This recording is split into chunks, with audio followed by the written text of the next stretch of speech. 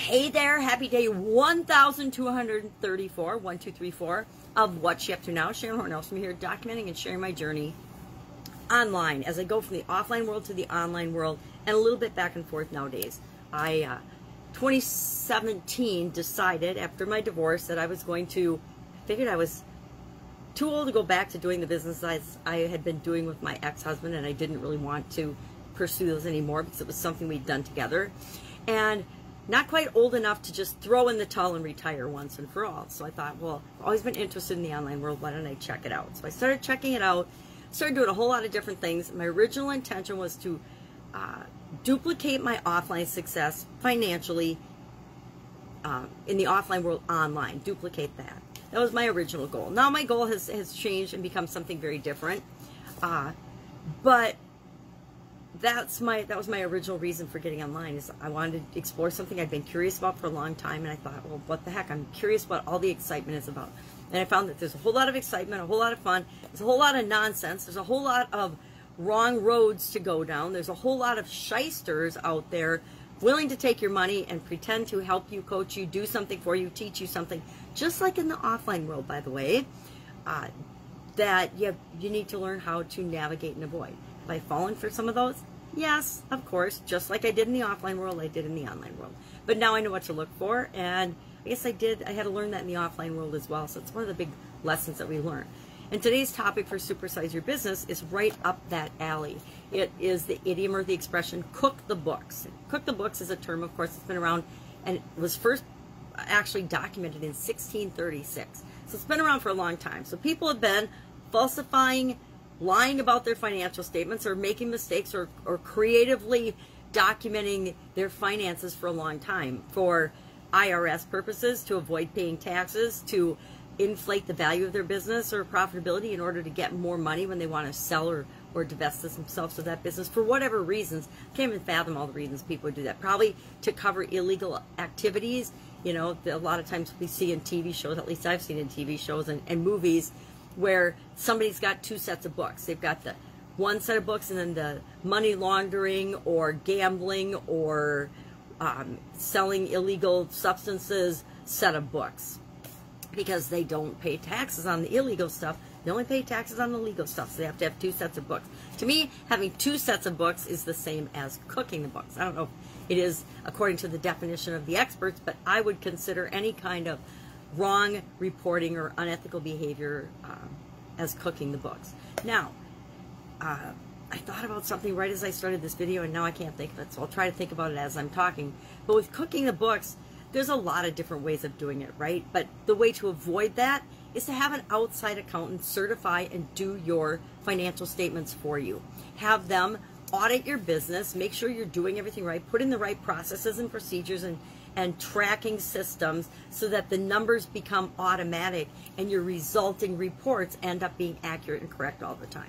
Set up those processes. Take the time to do it, because if you ever want to sell your business, you're going to have those certified financial statements, or nobody's going to believe what your numbers are. Even if they're absolutely dead nuts on, accurate to the penny of what you've done in your business, people won't believe them unless they're certified from an outside expert.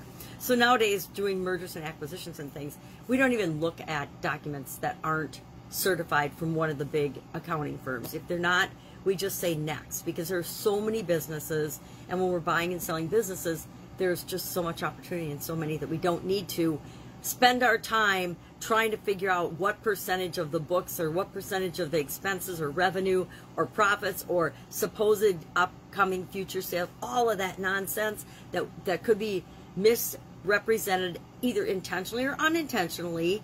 You know, we tend to, in our own businesses, me too, think that we're going to get these gigantic sales, and we'll score one once in a while, and then we assume we're going to have it coming all the time. And that's just not the way the business world works. Things come and go. They ebb and flow. So we want to provide as clear and specific a documented trail, and that's why businesses that have processes and procedures documented and people that follow them and are looking at those and auditing and fixing those and improving them every year, those businesses go for a lot more money too. And then this, again, broad strokes, because this is such a huge topic. Buying and selling businesses, selling your business, how to run your business. It's all kinds of topics that get touched on when we talk about that.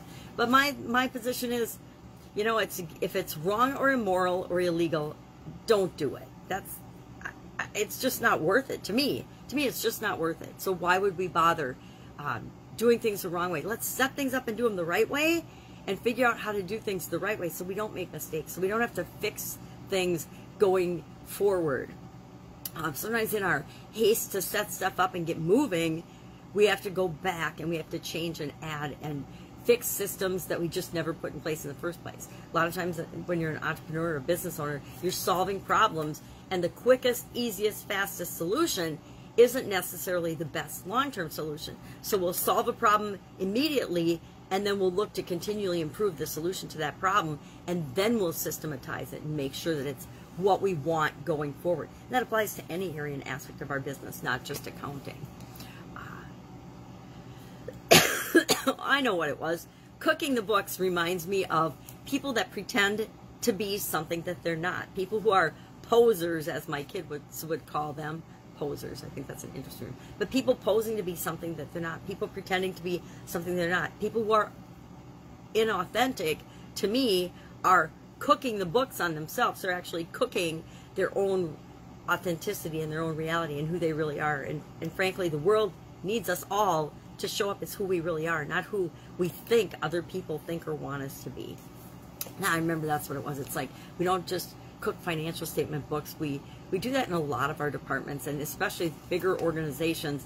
There's so much going on that if the leadership doesn't keep track of and hold themselves and one another accountable to doing things right, to, you know, I think it's just that. It's like, do the right thing. I don't know, I guess that's not that common anymore. Right? It's not that common sense anymore. So that was our expression for today. I'm doing a whole slew of idioms about books for Supersize Your Business through the end of the month because I'm hanging out with my granddaughters while their parents are in Alaska. So I needed to find a topic and agenda that I could go ahead and select ahead of time the idioms that I'm going to do. So for example, tomorrow is take a leaf or a page out of someone's book, and then after that it's a closed book. But I just went through and I researched on Sunday. I like to plan on Sundays. What do I need to do for my idioms for the next 2 weeks, for the next 14 days? And I'm like, well, I might as well go to the end of the month then. And I just picked them. I did research, found a whole bunch of idioms that have to do with books and reading, and just picked one a day for each of the next days through the end of the month so that I wouldn't have to stress about it and wouldn't have to worry about it. Because I don't know about you, but being 61 and all of a sudden taking care of my 4-month-old granddaughter all the time, full time, 24/7 for 14 days, and then my 6-year-old granddaughter just for a few hours a day because my sister's helping me out with driving to summer school and swimming lessons. It takes the better part of the day. But then I'm hanging out with her at the end of the day every day, and we're going for walks and having fun. At least we did yesterday, and that's our plan every day, is to either do a project or go for a walk and do a project, because I want to get out of the house and go for a walk every day, and the only way I can do that is if I take the girls. And I like it because it slows my pace down a little. I don't have to feel like I'm hurrying. Plus I get the little added bonus of pushing the stroller and getting outdoors. Now, that might fly out the window if we have some foul weather, if it rains or storms or something. But so far, the forecast is sunny and beautiful, so I'm looking forward to that. Our annual challenge this year is to do one thing every day that centers us from this little journal book, and it was about thanking somebody, sending somebody a thank you note, a thank you card, calling them, messaging them, sending them a little gift. Do whatever you want, whatever you can, but just acknowledge someone outside of you today. I need to acknowledge my sister and figure out what amazing thing I can do for her, because she is helping me immensely these 2 weeks with my granddaughters. My mom was going to help too, but she got sick and ended up in the hospital for a week, so she is recuperating, and it's fallen pretty heavily onto my sister's shoulders, and I'm going to thank her because I don't know what I would do without her. We'd have to figure something else out, or my granddaughter wouldn't be going to swimming lessons, and she's loving summer school and she's loving swimming lessons, so we always want to encourage the little ones to do the things they love. Hey, we want to encourage us big ones to do the things we love.